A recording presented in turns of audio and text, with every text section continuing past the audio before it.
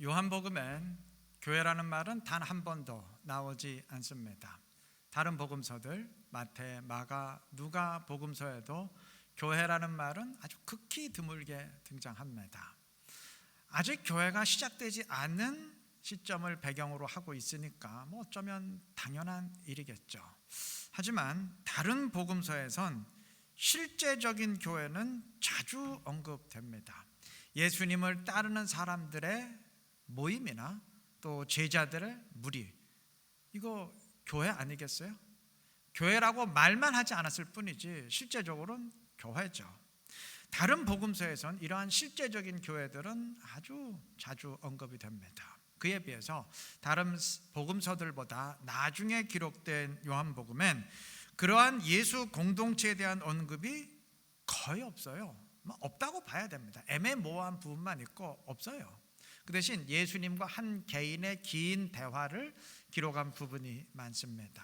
그래서 어떤 사람들은 이거 요한복음에는 교회론이 없다, 요한복음은 별로 교회에 대해서 관심이 없는가 보다 라고 말하기도 하는데, 그렇지 않습니다. 요한복음이야말로 교회가 무엇인지를 말하려 했어요. 그런데 왜 교회를 말하지 않았느냐? 그거는 예수님이 단 한 번도 자기 자신을 메시아 그리스도라고 소개하지 않은 이유와 비슷합니다. 예수님 당시 이스라엘 사람들은 모두 로마를 정복하고 이스라엘을 독립시킬 정치적 메시아 그리스도를 기다리고 있었습니다. 그러한 상황에서 예수님이 자신을 메시아로 소개하는 것은 꼭 그러한 오해된 그리스도로 자신을 알리는 것밖에 안 돼요. 그래서 예수님은 의도적으로 자신을 메시아 그리스도로 소개하는 것을 피하시고 그 대신 다른 호칭을 통해서 성경이 예언했던 메시아 그리스도가 과연 어떠한 분인지, 무엇을 하셔야 되는 분인지를 알리려 하셨습니다. 요한복음이 교회를 언급하지 않은 이유도 비슷합니다. 요한복음이 기록될 당시는 이미 교회가 태동이 되고 수십 년이 지난 시점이었는데, 당시 사람들은 눈에 보이는 사람들의 모임과 조직을 교회로 여기는 경향이 있었고, 그러한 눈에 보이는 조직에 들어간 것을 곧 하나님 나라에 들어간 것으로 여기는 경향이 있었습니다. 오늘날도 크게 다르진 않죠. 이게나 지금이나 사람의 심리가 비슷하지 않겠습니까? 자, 이러한 상황에서 요한복음은 다른 암시를 통해서 과연 교회가 무엇인지, 교회가 어떠해야 되는지 그에 관한 메시지를 전달하려고 했는데, 오늘 본문의 비유가 그 가운데 하나입니다. 오늘 본문에서 예수님은 포도나무 비유를 통해서 이렇게 말씀하십니다. 5절, 나는 포도나무요 너희는 가지라. 여러분, 예수님이 포도나무이고 그를 믿는 우리 성도들이 그 나무의 가지라면, 예수님과 성도, 우리는 어떤 관계에 있나요? 우리는 무조건 예수님께 붙어 있어야 됩니다. 그렇잖아요.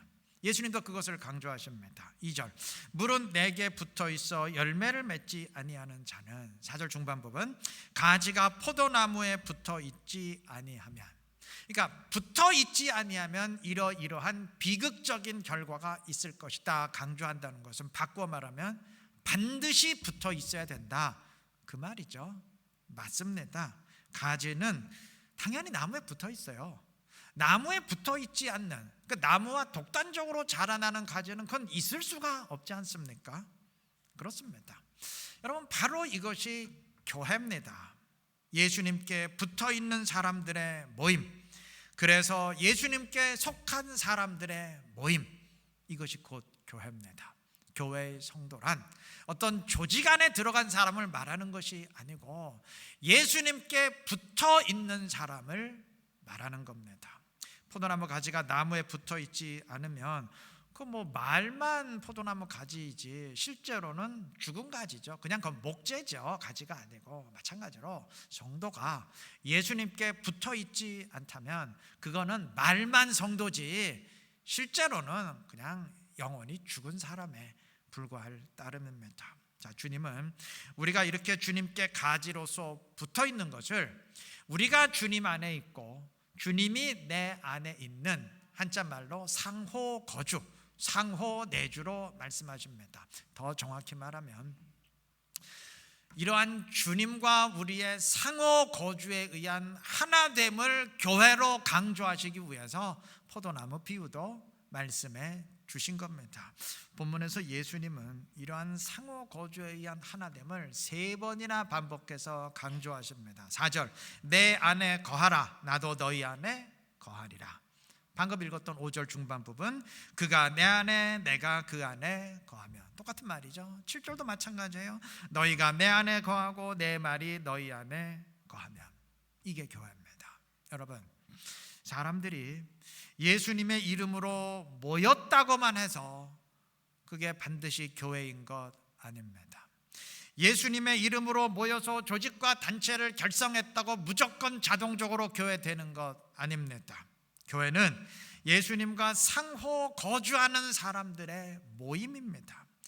아무리 예수의 이름으로 모여서 눈에 보이는 교회를 이루었다 할지라도 그들이 예수님과 하나 되지 않았다면, 그들이 예수님 안에 있고 예수님이 그들 안에 계시지 않는다면 그 교회 아닙니다. 그냥 예수의 이름으로 모인 사람의 단체일 뿐입니다. 요한복음은 이 비유를 통해서 교회가 무엇인지를 분명히 말하려고 했어요. 교회란 단순히 예수의 이름으로 모인 모임과 조직이 아니다. 그러한 모임과 조직에 들어갔다고 그것이 곧 하나님 나라에 들어간 것이 아니다. 오직 예수님 안에 들어가서 그와 하나 된 것만이 교회와 하나님 나라에 들어간 것이고, 오직 그런 사람들만이 성도이다. 분명히 선포를 한 것입니다. 바울 사도는 이와 똑같은 메시지를 몸의 비유를 통해 선포합니다. 고린도전서 12장과 에베소서 4장이 선포하듯이 예수님이 몸이고 성도인 우리는 그 몸에 속한 지체들입니다. 어떤 사람은 손이고 어떤 사람은 발이고 어떤 사람은 눈이고 어떤 사람은 심장이고 그 차이만 있을 뿐이지 성도는 모두 예수님의 몸을 이루는 지체입니다. 똑같은 의미죠. 나무에 붙은 가지이건 몸에 속한 지체이건 이거 말만 다르게 했을 뿐이지 주님 안에 있으므로 주님과 하나를 이루는 사람이 곧 성도다라는 점에선 정확히 같은 의미입니다. 자, 이렇게 볼 때 성도는 교회에 속한 사람이면서 가지로서 나무에 붙은 사람이면서 동시에 그 자신이 곧 교회입니다. 그렇잖아요. 나뭇가지는 가지이면서 동시에 그 나무 아닙니까? 몸의 지체는 몸에 속한 지체이면서 동시에 그 몸 아닙니까? 예를 들어서 내가 누군가를 주먹으로 쳤어요. 그래 놓고 너 왜 나 때려 했는데, 야, 내가 언제 너를 때렸어? 때렸잖아. 아, 그거는 이 손이 너를 때린 것이지 내가 너를 때린 건 아니야. 그럼 그 말이 되겠어요? 손이 때렸으면 내가 때린 거죠. 손이 곧 나입니다. 손이 내 몸의 지체이기 때문에 손이 곧 나 자신이죠. 마찬가지로 포도나무 가지는 가지이면서 동시에 나무 자신이고 몸의 지체는 지체이면서 동시에 그 몸입니다. 때문에 주님의 몸된 교회에 속한 이상 내가 곧 교회이고, 포도나무인 교회에 붙은 가지인 이상 내가 곧 교회입니다. 한번 스스로 점검해 보십시다. 나는 이루는 교회라는 눈에 속한 모임과 조직에만, 눈에 보이는 모임과 조직에만 속해 있는 사람인가, 아니면 진정 예수님께 속해 있는 사람인가? 아울러 나는 그저 이 교회에 다니는 사람인가, 그냥 출석 교인으로 끝나는가, 아니면 교회이신 예수님 안에 있는 사람으로서 내가 곧 교회다 라는 의식을 지니고 있는가 점검해 보시기를 바랍니다. 점검해보는 간단한 방법이 있어요. 예수님 안에 있어서 그 자신이 교회가 되는 사람은 두 가지 특징이 있습니다. 오늘 본 비유대로 말한다면, 첫째, 예수님으로 인해, 이거 반드시 예수님으로 인해입니다. 나로 인해가 아니고 예수님으로 인해서 예수님을 열매로 맺습니다. 이 두 가지 특징이 있습니다. 주님은 5절에서 말씀하십니다. 그가 내 안에 내가 그 안에 거하면 사람이 열매를 많이 맺나니 나를 떠나서는 너희가 아무것도 할 수 없습니다. 자, 나뭇가지가 나무에서 떨어져 나가면 그 어떤 열매도 맺을 수가 없습니다. 가지는 반드시 나무에 붙어 있어야 되고 그럼 열매 맺어요. 왜냐하면 나무로부터 수액과 양분을 공급받기 때문입니다. 교회가 곧 이렇습니다. 사람들이 자기 생각과 자기 능력으로만 움직이며 결과를 이루어가는 것이 아니라 나무 대신 주님으로부터 능력과 지혜를 공급받아서 열매를 맺어가는 공동체, 그게 곧 교회입니다. 그게 사람의 단체와 교회를 구분하는 하나의 기준입니다. 그렇기 때문에 교회는 반드시 예수님을 열매로 맺습니다. 이건 절대적으로 그렇습니다. 하나 물어보십시다. 여러분, 포도나무가 열매를 맺으면 뭘 열매로 맺나요? 포도나무가 사과나 복숭아 열매 맺는 거 본 적 있어요? 포도나무는 당연히 포도를 열매로 맺고 사과나무는 사과를 열매로 맺습니다. 자, 그렇다면 예수님이 나무이고 성도인 우리가 예수님께 붙은 가지라면, 즉 예수님 나무의 가지라면 예수님 나무의 가지는 뭘 열매로 맺겠습니까? 당연히 예수님을 열매로 맺죠. 자, 그러면 예수님을 열매로 맺는다는 말이 뭘까요? 이런 의미가 될 것입니다. 만약에 주님의 뜻을 따르지 않고 우리 생각대로, 우리 주관대로, 우리 능력대로 움직여서 우리의 뜻을 이룬다면 그건 주님을 열매로 맺는 게 아니겠죠.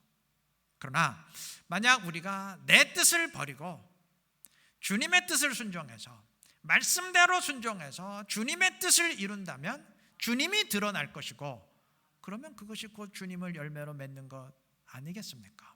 이것이 교회와 성도가 맺는 열매입니다. 주님의 말씀을 순종함으로 주님을 드러내는 것, 주님의 뜻을 이루어가는 것, 이것이 예수님의 열매, 예수님을 열매로 맺는 것입니다. 예수님의 이름으로 모여서 일도 하고 결과도 만들어 가는데 그렇게 움직이게 만드는 능력이 예수님으로부터 오는 것이 아니라면, 그리고 그 결과가 예수님도 아니라면, 예수님의 뜻이 아니고 우리 뜻이라면 그건 교회 아닙니다. 그냥 종교단체나 종교 클럽에 불과할 따름입니다.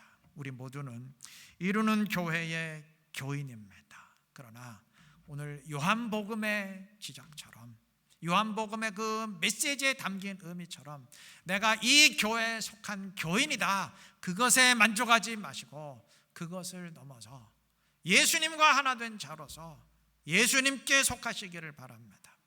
교회 조직에 속한 조직원도 되어야 되지만 그러나 예수님께 속고 예수님께 붙은 가지가 되시기를 바랍니다.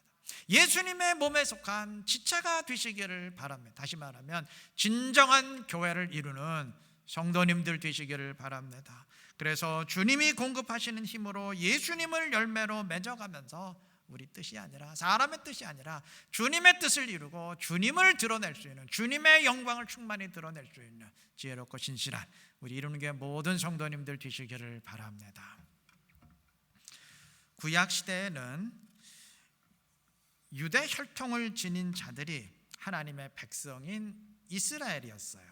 신약 시대는 다릅니다. 신약 시대에는 예수님께 속한 성도들이 새로운 하나님의 백성인 새 이스라엘, 즉 영적 이스라엘입니다.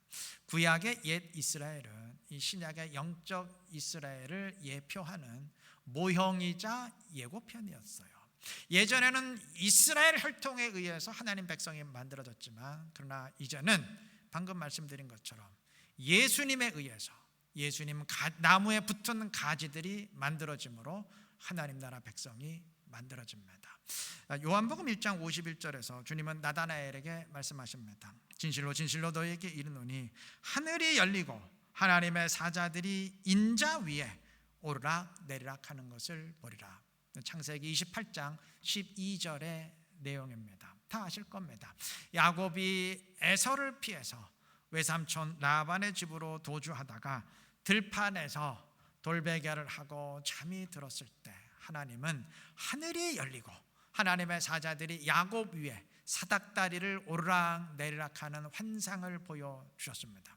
이건 이스라엘 사람이라면 누구나 다 익히 알고 있는 내용입니다. 모를 수가 없죠. 왜냐하면 야곱이 이름이 바뀌어서 이스라엘이 되고, 그리고 이스라엘의 시조가 되었는데, 이스라엘을 만들어내는 사람이 되었는데, 이스라엘이 어떻게 이스라엘을 모를 수 있겠어요? 다 알지요. 자, 그런데 주님은 이 내용을 인용하시면서 바꾼 게 하나 있죠. 야곱을 인자로 바꿨어요. 야곱 위에 오르락내리락하리가 아니고 인자 위에 오르락내리락하리라. 야곱을 인자로 바꿔버려요. 다시 말하면 이스라엘을 예수님 자신으로 바꿨습니다. 그러니까 예전에는 이스라엘에 의해서 하나님 나라 백성들이 만들어졌지만, 이제는 예수님에 의해서 하나님의 백성들이 생성된다는 의미입니다. 옛 이스라엘이 이제 새 이스라엘로 대체된다는 의미예요. 오늘 본문의 포도나무 비유 역시 이러한 의미를 암시합니다. 이 본문은 우리가 읽어서는 이러한 의미가 있는지 알지 못해요. 그러나 당시 사람들이 읽었다면 대번에 알아차렸을 겁니다. 여러분, 성경은 이스라엘을 포도나무로 말했습니다. 종종 그렇게 말했어요. 그래서 포도나무 하면 사람들은 대번에 이스라엘을 떠올렸습니다. 몇 구절만 예를 들면 시편 60편 8절, 주께서 한 포도나무를 애굽에서 가져다가 민족들을 쫓아내시고 그것을 심으셨나이다. 하나님이 포도나무 하나를 애굽에서 가져왔대요. 이거는 이스라엘을 애굽에서 출애굽시킨 것 의미합니다. 그리고 민족들을 쫓아내시고 그곳에 심으셨어요. 가나안 민족도 다 쫓아내시고 그곳에 이스라엘을 정착시킨 것을 의미합니다. 이사야 5장 7절 역시 무릇 만군의 여호와의 포도원은 이스라엘 족속이요 그가 기뻐하시는 나무는 유다 사람이라 말하고 있고, 호세아 10장 1절 역시 이스라엘은 열매 맺는 무성한 포도나무라 하면서 역시 이스라엘을 포도나무로 말했습니다. 세 구절만 읽어도 될 것 같습니다. 이런 구절이 너무나 많지만 이 정도만 읽어도 이스라엘을 포도나무로 지칭하셨구나 알 수 있을 겁니다. 그런데 이제 이러한 포도나무를 대체하는 새로운 포도나무, 새로운 이스라엘이 예수님에 의해서 생성이 됩니다. 예수님 안에 있는 성도들로 이루어진 새 포도나무, 새로운 영적 이스라엘입니다. 자, 근데 이 영적 이스라엘은 단지 이전의 이스라엘을 이제 대체하기만 하는 것이 아니고 옛 이스라엘이 실패했던 것을 성취합니다. 구약의 이스라엘은 포도나무로서 마땅한 열매를 맺어야 되는 나무임에도 열매를 맺기는 고사하고 도리어 불순종하고 패역한 길로 가다가 하나님의 심판을 받았습니다. 방금 읽었던 구절들이 그것을 선포합니다. 제가 많은 구절 가운데 의도적으로 이 구절들을 인용했던 이유가 바로 이거예요. 아까 이사야 5장 7절 읽었죠. 무릇 만군의 여호와의 포도원은 이스라엘 족속이요 그가 기뻐하시는 나무는 유다 사람이라. 그 다음 읽으면 그들에게 정의를 바라셨더니 도리어 포악이요 그들에게 공의를 바라셨더니 도리어 부르짖음이었도다. 열매 맺지 못하고 실패한 포도나무를 언급합니다. 호세아 10장 1절도 똑같이 말합니다. 이스라엘은 열매 맺는 무성한 포도나무라. 그 다음 읽으면 그들이 두 마음을 품었으니 이제 벌을 받을 것이라. 하나님이 그 제단을 쳐서 깨뜨리시며 하면서 계속 심판의 말씀을 선포합니다. 하나님이 이스라엘을 그의 백성 포도나무로 만드셨음에도 이들은 열매를 맺지 못하고 패역한 길을 가다가 도리어 하나님의 심판을 받게 되었습니다. 하나님 이들을 버리셨고 이들은 나라 자체를 잃어버렸어요. 나라 자체가 없어져서 다 포로 생활하게 됐습니다. 아직도 회복이 안 됐어요. 요한복음이 기록될 이 당시도 아직 회복이 안 됐어요. 아직 이스라엘은 나라 없는 백성으로서 계속 식민지 상태에 있을 뿐입니다. 그런데 새로운 포도나무인 영적 이스라엘은 다릅니다. 풍성한 열매를 맺습니다. 아까 읽은 5절 나는 포도나무요 너희는 가지라. 그가 내 안에 내가 그 안에 있으면 사람이 열매를 많이 맺나니. 8절도 마찬가지예요.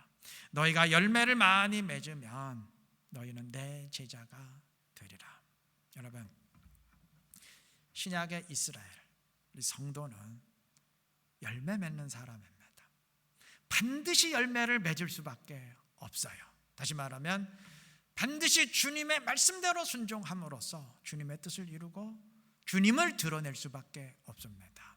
왜냐하면 성도가 되는 조건과 열매를 맺는 조건이 정확하게 같아요.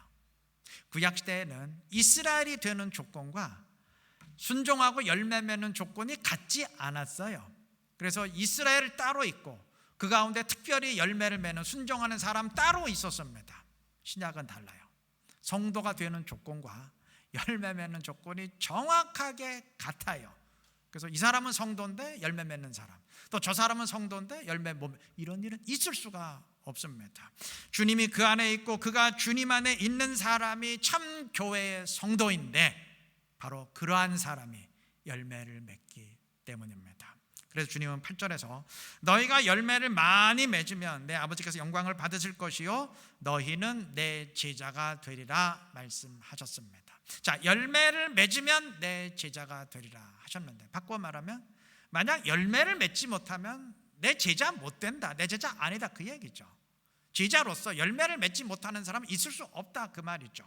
자, 그럼 하나 물어보십시다. 여러분, 제자와 성도가 이게 같은 말입니까? 다른 말입니까? 다른 말이에요. 성도 가운데 예수님의 제자가 따로 있고 성도는 성도인데 제자는 아닌 일반 성도가 따로 있고 뭐 그렇습니까? 아니죠. 성도, 제자, 그리스도인, 하나님 나라 백성, 하나님의 자녀, 택함받은 자녀 다 같은 말이죠. 성도인 이상, 제자인 이상, 그리스도인 이상, 하나님의 자녀인 이상 다 같은 말이에요. 열매 맺는 사람입니다. 이것이 이전의 포도나무와 새 포도나무, 옛 이스라엘과 새 이스라엘, 영적 이스라엘의 근본적인 차이입니다.